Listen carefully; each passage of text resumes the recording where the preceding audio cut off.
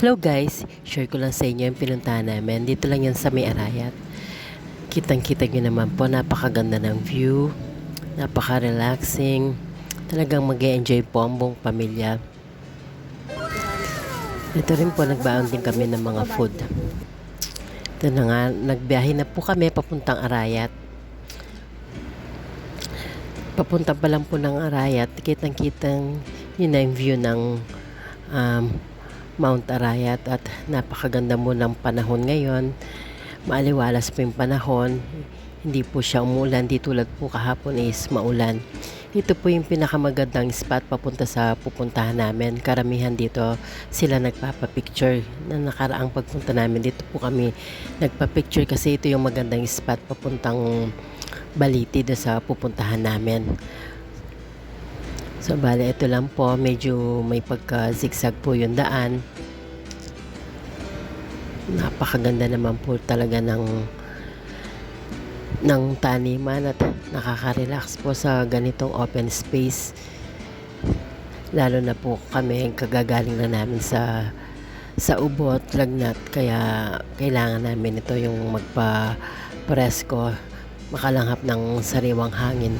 At eto na nga po, nakarating na kami sa aming pupuntahan. Ito po yung Rodriguez Farm Park. So, bali yung entrance po pala dito is 50 per head. Pag po bata, 10 years old below, di na po kami pinagbayad. So, yung mga adults na lang po yung pinagbayad nila. Bali, medyo matirik po yung dadaanan dito. Kung kaya naman po ng sasakyan at kaya naman po nagmamaneho, okay lang po na umakyat. Kung di naman po carry, pwede naman po mag-stay sa baba. Since na may kasama po kaming bata, pinili na lang namin umakyat sa taas. Since na magaling naman po yung asawa ko mag-drive at para rin masubukan namin kung gaano kalakas yung nabili namin sasakyan. So ito, unang ano pa lang yung pag-akyat. Ito na naman po yung pangalawang pag-ikat. Bali, pataas na po siya ng pataas. Okay naman po yung pag na sakyan, din naman po nahirapan. Talagang malakas po talaga yung makina ng nabili namin sa sakyan. Pangakyatan po kasi. Ito po kasi yung isa sa mga naging taxi sa Baguio, yung Isuzu Sportivo. So eto na nga po, malapit na kami sa may pinaka-tuktok at nakikita niyo po napakaraming halaman. Nung anniversary po pala namin, dito kami pumunta. Excuse me po, medyo may phlegm pa. Dito po kami pumunta. Bali, sinearch lang po ito sa Facebook. Nakita ko napakaganda po talaga ng place. At eto na nga po, nasa taas na kami at magpa-park na lang po kami. Bali, konti lang po yung umakyat dito. Karamihan po nasa baba yung mga sasakyan. Ito na nga po, pag makikita nyo may mga kubo-kubo sila. Last time na pumunta po kasi kami dito, wala silang mga kubo, kundi mga bench lang at saka mga lamesa, yung mga pang-garden. Ay, napaka-relaxing po ng place, oh. Yan lang po yung mga upuan nila dati at lamesa. At ngayon meron na po rin silang kubo. Tinanong nga namin kung may bayad po. Free naman po pala yung mga kubo nila. So, pwede po kayo magbaon dito, mag-picnic. So, baling magagastos nyo lang is yung food ninyo. Ito po, prepare na namin yung aming pagkain para makakain na kasi almost past 12 o'clock na po na nakarating kami yung mga 12:30. So, yun. Nag-play muna mga bata. Nag-enjoy naman po sila. Kasi marami silang mga nakitang mga insekto. Ito po pala yung apo ng kumari ko at sinama niya at nakakaaliw po. Tignan nyo naman yung ulap po. Napakaganda po ng ulap at maaliwalas ang panahon. Yung mga bata, nag-enjoy sila, nagkikwentuhan, naglalaro. Try po pala namin pumunta dun sa sanctuary ito. Pinuntahan namin, bali may pababa at pataas na part siya. Kita nyo po, napakaraming halaman. Karamihan na pumupunta dito. Ito yung mga magpapamilya, mga lovers. Napakaganda po talaga ng place na pwedeng magpa-picture. Yun nga lang po kung medyo mahina yung tuhod mo, hindi po pwede dito, hindi po advisable. So dapat malakas yung tuhod nyo kasi may part po talaga na pataas po siya at pababa. Tapos yung dadaanan nyo po yung kahoy po yung pinaka steps na ginawa nila. Ito po, bali careful lang po kayo sa pagdaan po dito. And then meron din silang tree nest, pwede kayong umakyat dito, magpa-picture. Ito, napakaganda po. Napakaganda po ng place at maaliwalas. Very relaxing. Ang sarap po nga po ng hangin dyan at nakaka-relax, nakakaantok. Lalo na siguro kung may duyan, lalo ka nga antokin. Ito, meron din po pala silang kainan dito. Ito yung sinukuan. Pwede kayong mag-dine in dito, mag-order ng mga drinks nyo, ng mga coffee. Dito yung may magandang spot na pwedeng pagpicturean is dito. Kitang-kita po talaga yung view. Ito po yung meron silang pinaka dito, sky spot.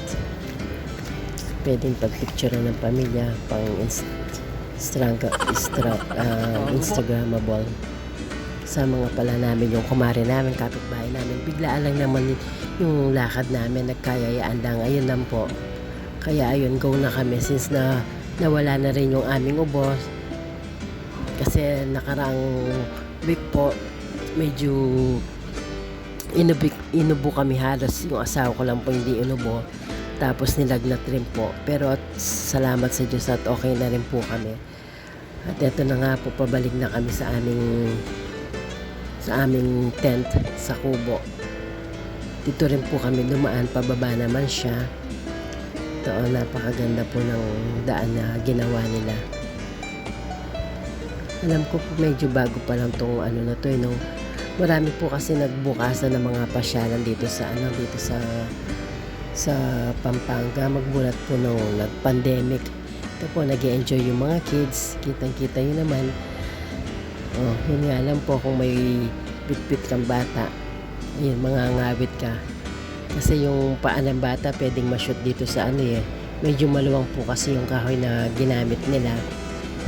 So pwedeng ma-shoot yung paa ng bata, kaya binuhat na lang po yung apo niya. At dito lang po sa part nito, magandang pagpicturean. Dito kami nag-picture. Ayan lang po pa. Papunta na kami sa namin, sa kubo namin para magligpit po ng mga gamit namin at pababa na po kami. Ito po, kung makikita nyo, yung pababa ng lugar na to is napaka taas rin po. So, bali, alala na po sa pagdadrive.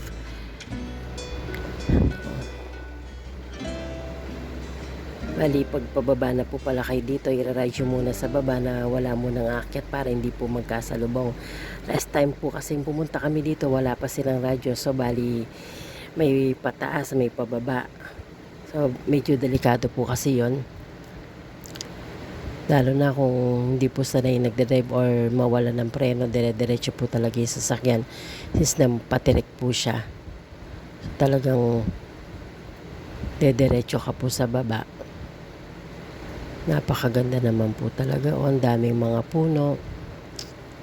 Napakalimlim na lugar. Dito pa nga pala kami nag-celebrate ng anniversary namin doon. Magmula sa baba hanggang sa taas, nilakad lang po namin para ma-experience naman namin yung ganda ng nature. Alam niyo naman po, nature lover kami.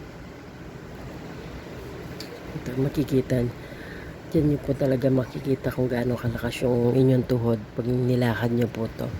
Yung time na po yun, madalas po kaming magbike, so bihasa na po kami sa paglalakad ng mga matitirik na ganyan. Pero po ngayon medyo iningal na kami kasi hindi na po kami nag-e-exercise. Kulang na po sa practice. Ayan na po, malapit na po kami sa baba. Dito lang po pala yun sa Arayat kung gusto nyo pong puntahan at pasyalan. Napakagandang place po. Yan po, pababa na po kami. At lang po kami doon sa dun sa cashier kasi yung ano namin, kinuha namin yung sukli namin 700. Ito, pauwi na po kami. Thanks for watching everyone.